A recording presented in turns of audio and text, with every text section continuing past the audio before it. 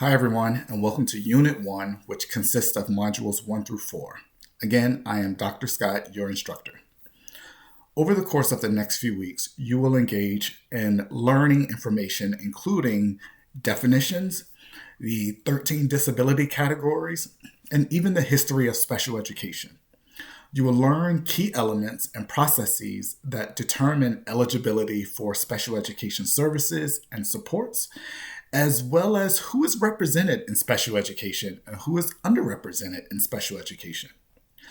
You'll also learn the role of parents and families who have been on the front line since the early inception of special education, how parents and families advocate and actively participate in the process to help establish legal rights for students with disabilities.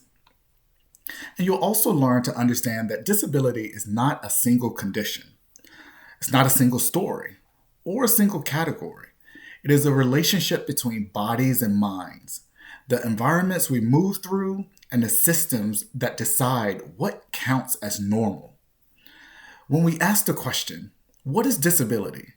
We're not only asking a definitional question, we're asking a moral and political question about belonging, about access, and about whose way of being are treated as legitimate. And on the point of belonging, understanding the people with disabilities represent the world's largest minority group, including here in the United States, with numbers growing as I speak. That is, roughly over 1 billion people live with a disability around the globe, and about 27%, or 1 in 4, people here in the United States live with a disability. This data, it highlights the need to understand the human experience of disability, the need for belonging and access, yet historically, there have been critical fights for this to actually happen.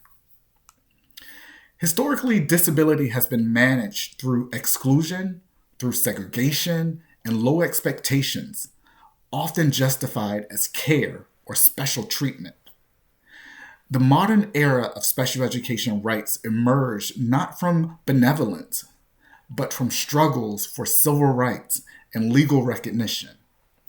There have been landmark policies like the Individuals with Disabilities Education Act, which you will learn and read more about in this upcoming module. It helped to reframe education as an entitlement for students with disabilities and establish protections such as FAPE, or free and appropriate public education, IEPs, or individualized education programs, procedural safeguards, and the presumption of the least restrictive environment. Again, terms that you will learn about in these modules. These pillars are not just administrative requirements. They represent a shift in society's obligations, moving from whether students with disabilities should be educated to how systems must be redesigned to ensure that they can learn, that they can participate, and that they can flourish. Yet rights alone do not guarantee justice. Policies can create access on paper while leaving barriers intact in practice through biased identification, through unequal resources, through punitive discipline, and narrow definitions of achievement. Disability categories, while useful for service, can also mask how disability intersects with race, with class, with language, with gender, and with geography. So the experience of disability is never only disability. It is shaped by power and by who is granted credibility, support, and patience. For some students and families, disability becomes a source of punishment. For others, it becomes a pathway to resources and advocacy. One of the central tensions in disability debate is whether disability is framed primarily as an individual deficit or as a mismatch between people and environment, or people and context. The dictionary and legal definition tend to emphasize limitation and impairment. Lived experience often emphasizes identity, culture, creativity, and adaptation. These frames are not interchangeable. So a deficit lens invites fixing or minimizing disability. A relational lens asks what society must change so that disability does not automatically produce a disadvantage.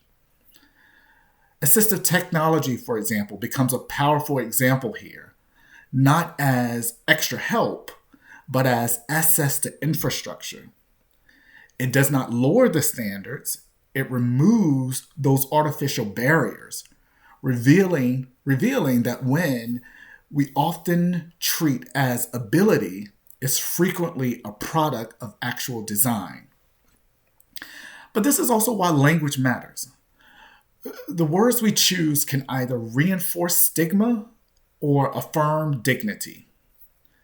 Euphemisms, for example, that avoid the word disability often implies that disability is shameful.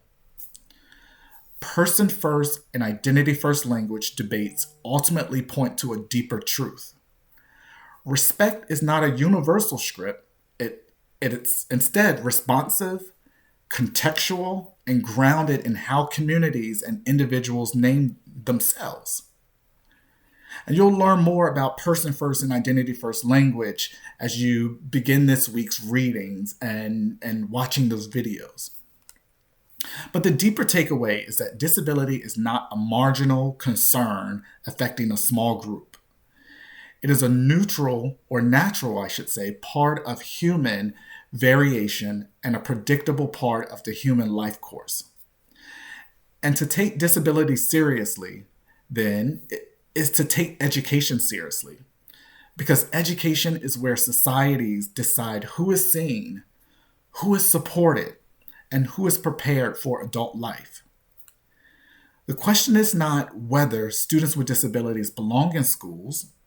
The question is what it would mean to build schools and a society where disability does not automatically translate into exclusion, lowered expectations, or reduced opportunity.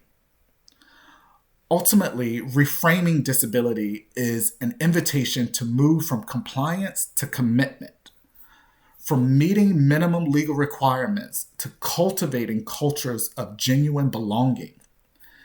It shifts our focus from fixing individuals to redesigning environments, from sorting students into categories to creating systems that can hold complexity.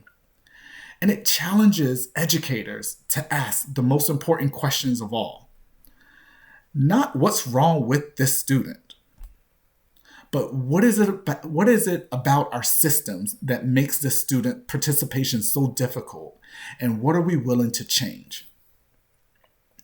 So as you go through the next few modules, I implore you to keep those thoughts and questions in mind. There are additional supplemental videos that I would encourage you to watch that will help in fleshing out more details about the history of special education, disability categories, legislation and litigation. And these supplemental videos can be found under those required readings for the week. There are also additional readings and other resources that I would encourage you to view. Thanks, and I look forward to hearing from you all.